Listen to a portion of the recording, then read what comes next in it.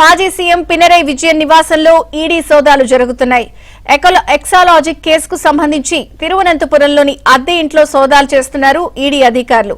ఏకకాలంలో 10 ప్రాంతాల్లో ఈడీ అధికారులు సోదాలు చేస్తున్నారు. ఎక్సాలాజిక్ కేసు దర్యాప్తును కొనసాగించడానికి ఈడీకి అనుమతిస్తూ కేరళం హైకోర్టు నిన్న ఉత్తర్వులు జారీ చేసింది.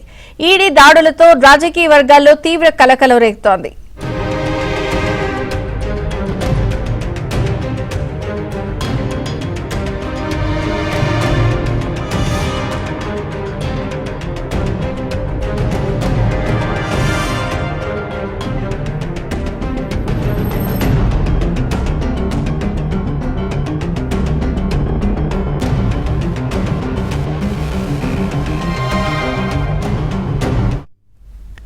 కేరళం మాజీ సీఎం పినరై విజయన్ నివాసంలో ఈడీ సోదాలు జరుగుతున్నాయి.